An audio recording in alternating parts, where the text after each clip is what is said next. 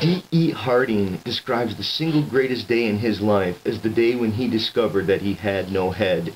He was in the Himalayan mountains and he looked around and he saw that the hole where his face was supposed to be was in fact a nothingness that made room for everything. It was a clearing that made room for mountains, trees, distances.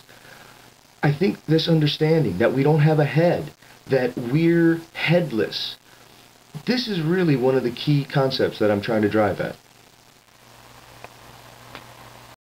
We sometimes hear people say it's only now.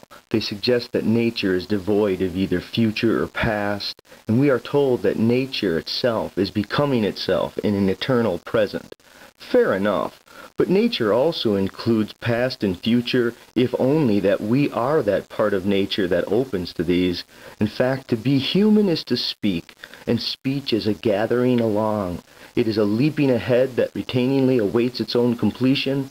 So admittedly, even if it is always the now makes room for more than itself. It's not as if there are situations, and then you also happen to be in those situations.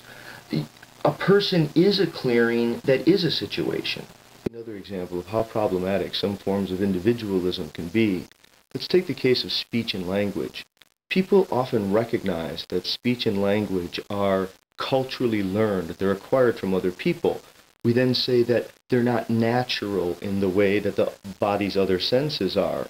Well, even if it's true that they have to be acquired from other people, and I think that that is true, that doesn't mean that speech and language aren't natural. What it means is that we're naturally social.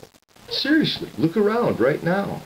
There's a hole where your face is supposed to be, and that emptiness that is your face is the very clearing by which the world makes room for itself. Authenticity is a practice and habit of openness. It is the attempt to help free up others for their projects of care. It is an attempt to release beauty incorruptible.